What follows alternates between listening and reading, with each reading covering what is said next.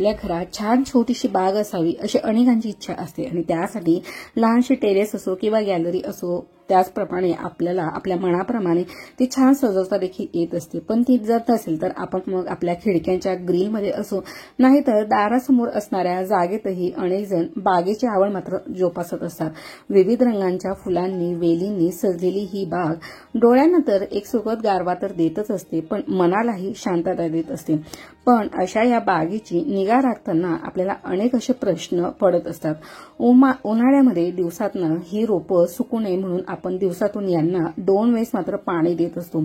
पण मात्र पावसाळा सुरू झाल्यावर या रोपांना नैसर्गिकरित्याच पाणी मिळत असते। सो सध्या मे महिन्यातच पावसाळा सुरू झालेला आहे। सो अशा वेळेस झाडांना पाणी देऊ की नाही ही मात्र दुविधा आपल्या मनाला पडत असते। सो मंडळी, हाय हॅलो नमस्कार, मी राजश्री पाटील स्वागत करते तुमच्या आपल्या दी सिंपल वर्ल्ड या मराठी युट्यूब गार्डनिंग चॅनलमध्ये। काहीशी अवस्था देखील तुमच्याकडे अशीच असेल की सध्या पावसाचं वातावरण आहे, भरपूर अशी हवा चाललेली आहे आणि अवकाळी पाऊस जो आहे तो सुरू झालेला आहे। सो 1 महिना आधीच भरपूर मोठ्या प्रमाणामध्ये आमच्याकडे देखील पाऊस सुरू झालेला आहे।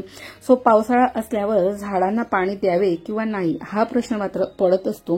सो आजच्या व्हिडिओमध्ये आपण पावसाळ्यात कुंडीतल्या झाडांना पाणी हे घालावं किंवा नाही आणि जर घालायचंच असेल तर ते किती प्रमाणात घालावं या रिगार्डिंगचा आजचा व्हिडिओ असणार आहे। त्यामुळे व्हिडिओ कुठेही स्किप न करता शेवटपर्यंत पहा, कारण की त्यामध्ये अनेक अशा छोट्या छोट्या टिप्स देखील शेअर केलेल्या आहेत। मंडळी, पावसाळा सुरू झाल्यावर या रोपांना नैसर्गिकरित्या पाणी मिळत असते। इतकेच नाही तर या काळामध्ये हवा देखील दमट असल्याने रोपांमध्ये ओलावा हा मात्र टिकून राहत असतो। अशा वेळेस रोपांना पाणी द्यावं किंवा नाही हा प्रश्न मात्र आपल्याला येत असतो आणि जरी द्यायचं म्हटलं तर ते किती प्रमाणात द्यायचं असा प्रश्न पडतो। सो याच प्रश्नांची उत्तरं शोधण्याचा प्रयत्न आज आपण करूया। सो ऐन पावसाळ्यात बाहेर जशी हिरवळ दिसत असते तशीच आपले घरातल्या बाल्कनी मध्ये देखील न कळत ही हिरवळ दिसायला लागली की मात्र मन देखील सुकावून जात असतो। सो पावसाळ्यात रोपांना नैसर्गिकरित्या पाणी मिळत असे, मात्र पावसाचे प्रमाण, रोपांचा प्रकार आणि मातीतील ओलावा या दोन्ही गोष्टी लक्षात घेऊनच रोपांना पाणी द्यावे की नाही हे ठरवायचे असते। सो रोपाच्या खाली असणारी जर कुंडी असेल तर कुंडीतील माती कोरडी जर पडत असेल तर रोपांना मात्र पाण्याची आवश्यकता आहे असं समजावं। सो या ठिकाणी तुम्ही पाहू शकता जे रबर प्लांटची कुंडी आहे त्यामध्ये भरपूर अशी माती जी आहे ती ओलसर आहे, घट्ट आणि चिकट झालेली आहे आणि हे जे ब्रह्मकमळ आहे सो याची माती तुम्ही पाहू शकता की अगदी भुरभुरीत अशी मोकळी आहे। सो जे काही मोठे प्लांट्स असतात त्यांच्या खाली जर आपली एखादी कुंडी असेल तर त्यांना मात्र हे जे पावसाचं पाणी असतं ते लागत नसतं, त्यामुळे त्यांची जी माती असते ती कोरडीच राहत असते। सो जर तुम्ही मोठ्या प्लांट्सच्या कुंडीजवळ जर छोट्या प्लांट्सची कुंडी ठेवलेली असेल सो नेहमी त्यांची देखील माती चेक करा आणि मात्र त्यानुसार पाणी द्या। मंडळी, आपल्या कुंडीत असणारी काही रोपं ही खूप वाढलेली असतात, त्यांच्या फांद्या, त्यांची पानं इतकी जास्त असतात की पाऊस पडला तरी देखील त्याचे पाणी झाडांच्या मुळाशी न जाता फक्त पानांवर किंवा कुंडीच्या आजूबाजूला पडते। सो अशा वेळेस पाऊस पडला तरी रोपांना मात्र पाणी मिळत नसते। सो मात्र अशा वेळेस झाडांना आवर्जून पाणी घालायला हवे। सो काही कुंडींमध्ये तुम्ही पाहू शकता की माती ही अगदी ओलसर गच्च झालेली आहे आणि काही कुंडींमध्ये अगदी भुरभुरीत अशी माती आहे। सो नेहमी माती चेक करून पहा। फक्त काही वेळेस वरच्यावर माती ओली झालेली असते। सो नेहमी डीप तुम्ही एखाद्या स्टिकचा वापर करून किंवा बोटाच्या सहाय्याने डीप फिंगर मेथडचा यूज करू शकतात आणि त्यानुसार झाडांना पाणी घालू शकतात। सो आता पाहू शकतात की पुन्हा पानं ही ओली झालेली आहेत, फांद्या देखील ओल्या आहेत, पण मात्र झाडाच्या मुळाशी मात्र पाऊस पोहोचलेला नाही किंवा पाणी पोहोचलेलं नसल्यामुळे त्या झाडांना पाणी देणं मात्र गरजेचं आहे। त्याचप्रमाणे मंडळी, आपल्याकडे काही रोपं अशी असतात की ज्यांना जास्त पाण्याची आवश्यकता नसते। सो अशी रोपं पावसात ठेवू नये, कारण जास्त पावसाने देखील ही रोपं खराब होऊ शकतात। झाडाची पाने पिवळी जर पडत असतील तर समजून घ्या की त्यांना जास्त पाणी सहन होत नसेल। सो हे जे काही सिग्नल असतात ती झाडं ही आपल्याला वेळोवेळी देत असतात, त्यामुळे ती सिग्नल ओळखायला तुम्ही आधी शिका, त्याने तुम्हाला तुमच्या झाडाची वाढ होण्यास नक्की मदत होणार आहे। सो बराच असा पाऊस चाललेला आहे, फुलांवर, फांद्यांवर किंवा पानांवर छान प्रकारचं पाणी देखील आहे, पण मात्र ते पाणी झाडाच्या कुंडीजवळ मात्र पोचत नाही आहे।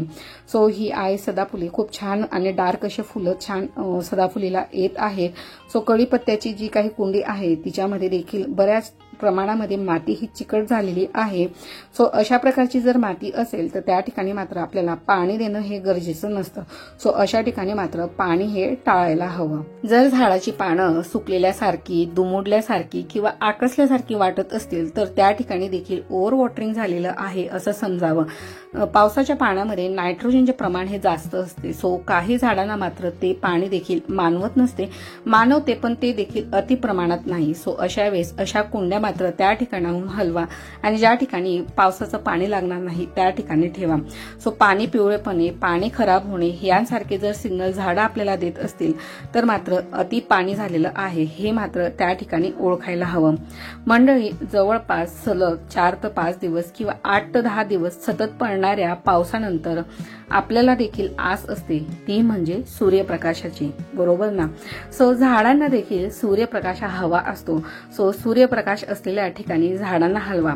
पाणी साचू नये म्हणून ही कुंडी पूर्णपणे माती आणि खताने भरायला हवी. योग्य कुंडी कशी भरायला हवी या रिगार्डिंगचा देखील in detail video me share केलेला आहे. तुम्ही देखील जर पावसाळ्यात नवीन प्लांट्स लावणार असणार तर त्याआधी मात्र कुंडी ही कशी तयार करावी, त्या मातीमध्ये कुठल्या प्रकारचे इन्ग्रेडियंट्स हे ऍड करायला हवे हे इन डिटेल मी सांगितलेलं आहे. आणि तुम्ही जर त्या प्रकाराने जर कुंडी भरली तर तुमच्या देखील पावसाच्या पाण्यामध्ये अशा प्रकारे, माझ्या देखील कुठल्याही कुंडीमध्ये अतिरिक्त पाणी साचलेलं नाही आहे किंवा तुम्ही पाहू शकतात की कुठल्याही प्रकारचं अशी चिकट माती झालेली नाही आहे. हे दोन्ही प्रकारचे गुलाब आहेत. तर माती देखील ओली आहे पण मात्र भुसभुशीत आहे, हलकी झालेली आहे. सो अशीच कुंडी ती माती जी आहे ती आपल्याला हलकी असायला हवी. ती जर चिकट, गोळा आणि घट्ट झाली तर त्याने झाडांच्या मुळांना त्रास होत असतो. त्याने झाडांची मुळं ही श्वास घेऊ शकत नाही आणि मात्र त्या ठिकाणी जे काही रूट्स आहे ते खराब होण्याचे त्या ठिकाणी चान्सेस असतात. आणि एकदाचे रूट जर खराब व्हायला लागले तर मात्र प्लांट्स देखील खराब होत असतं. सो अशा प्रकारची माती ही नेहमी पावसाळ्यात ओली जरी असली ती मात्र मोकळी असायला हवी. दिवसातून मात्र तुम्ही एकदा तरी मातीला वर खाली करा, जेणेकरून जे काही एअर सर्क्युलेशन आहे ते व्यवस्थित प्रकारे मातीमध्ये तयार होईल. आणि जर सूर्यप्रकाशच येत नसेल आणि पावसाचं पाणी जास्त कुंड्यांमध्ये येत असेल तर तुम्ही मात्र अशा ठिकाणाहून कुंड्या देखील बाजूला ठेवून घ्या की ज्या ठिकाणी पावसाचं पाणी जे आहे ते कमी प्रमाणात लागेल. मंडळी, जर आपण वेल ड्रेन सॉइल पॉटिंग मिक्सचर तयार केलेलं असलं तर त्यातले जे काही खतांमधले जे काही पोषक तत्व असते ते रोपांच्या व्यवस्थित मुळांपर्यंत पोहोचत असते. आणि पावसाच्या पाण्यामध्ये नायट्रोजनचे प्रमाण हे झाडांसाठी देखील फायदेशीर ठरू शकते. नायट्रोजन हे प्लांट्सच्या वाढीसाठी देखील आवश्यक असते. त्यामध्ये जे काही पोषक तत्व असतात त्यामुळे प्लांट्सची देखील ग्रोथ होत असते आणि डेव्हलपमेंट देखील होण्यास मदत होत असते. त्यामुळे काही प्लांट्ससाठी नायट्रोजनचे पाणी तर सर्वच प्लांटसाठी चांगले असते पण त्याचा मात्र अतिरेक नको. सो त्याचे देखील साईड इफेक्ट हे झाडांना होत असतात. सो त्यामुळे ज्या ठिकाणी जास्त पाणी साचत असेल आणि त्या ठिकाणाची झाडांची पानं ही खराब होत असतील तर मात्र त्या ठिकाणाहून तुम्ही ती कुंडी हलवू शकतात. मंडळी, हे झालं पाण्याविषयीचं. रोपांच्या मुळांना मातीचा हा भक्कम आधार असतो. यासाठी पावसाळ्यामध्ये पावसाच्या माऱ्याने रोप हे डगमगू नये म्हणून मुळाशी माती ही पुरेशा प्रमाणामध्ये घालावी. मुळाशी असलेल्या या मातीच्या थरामुळे किंवा या मातीच्या आधारामुळे रोपांचं मुसळधार पावसापासून देखील रक्षण होत असतं. त्याचप्रमाणे पावसाळ्यामध्ये बऱ्याचदा भरपूर असा पाऊस पडल्यानंतर रोपांच्या कुंडींमध्ये जास्तीचं पाणी देखील मात्र साचू देऊ नका. मंडळी, हे तर झालं अतिरिक्त पाण्याविषयीची गोष्ट. सो जे काही बाल्कनीमध्ये हँगिंग प्लांट्स असतात त्यापर्यंत मात्र किंवा त्यांच्या मातीपर्यंत मात्र पावसाचं पाणी हे पोहोचत नसतं. सो तुम्ही या ठिकाणी पाहू शकता की माझे देखील काही हँगिंग प्लांट्स मधली जी माती आहे ती अतिशय कोरडी आणि भुसभुशीत म्हणा किंवा भुरभुरीत अशी आहे. सो हँगिंग प्लांट्सची देखील वेळोवेळी माती तपासत राहा. आपल्या डोळ्यासमोर दिसणाऱ्या कुंडींमधील माती मात्र आपल्याला ओलसर दिसत असते आणि काही हँगिंग प्लांट्सची माती मात्र आपल्याला पूर्णपणे कोरडी जी आहे ती या ठिकाणी दिसून आलेली आहे.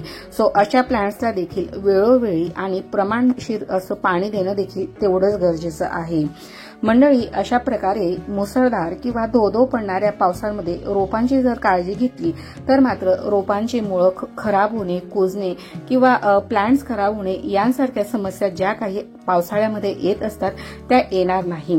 आय होप मंडळी, आजच्या या व्हिडिओमध्ये दिलेली माहिती तुम्हाला थोडी जरी हेल्पफुल ठरली असेल तर मात्र व्हिडिओला एक लाईक करायला अजिबात कंजूसी करू नका. अजूनही तुम्ही जर दी सिंपल वर्ल्ड या मराठी युट्यूब गार्डनिंग चॅनलला सबस्क्राईब केलं नसेल तर मात्र सबस्क्राईब बटन प्रेस करून त्यासमोरील बेल आयकॉन प्रेस करून ऑलचा ऑप्शन सिलेक्ट करा, जेणेकरून येणारा पुढचा गार्डनिंगचा व्हिडिओ मिस करणार नाही. कारण की अशाच प्रकारे घरगुती रेमेडीज किंवा टिप्सचा प्लांट्सवर आधारित मराठीतून आठवड्यातील 5 व्हिडिओ मी तुमच्यासाठी घेऊन येत असते. त्यासोबतच शॉर्ट्स व्हिडिओ थ्रू देखील गार्डनिंग रिगार्डिंगच्या छोट्या छोट्या टिप्स या तुमच्यापर्यंत पोहोचत असते. त्यामुळे शॉर्ट आणि लॉंग दोन्ही व्हिडिओ मिस करू नका. चला तर मग मंडळी, पटकन सबस्क्राईब बटन प्रेस करून त्यासमोर बेल आयकॉन प्रेस करून घ्या आणि चॅनलवर असलेल्या बाकी व्हिडिओचा देखील आनंद घ्या. अजूनही तुमच्याकडे देखील पावसाची सुरुवात झाली किंवा नाही ते देखील मला कमेंट सेक्शनमध्ये लिहायला मात्र विसरू नका. आणि या व्यतिरिक्त पावसाळ्यात तुम्ही तुमच्या कुंडीतील झाडांना पाणी घालतात किंवा किती दिवसांनी घालतात ते देखील मात्र कमेंट सेक्शनमध्ये लिहायला विसरू नका. चला तर मग भेटूया पुन्हा एका नवीन आणि माहितीपूर्वक व्हिडिओमध्ये. तोपर्यंत मात्र तुमची आणि तुमच्या झाडांची देखील काळजी घ्या. So take care and bye. Happy gardening. Thanks for watching.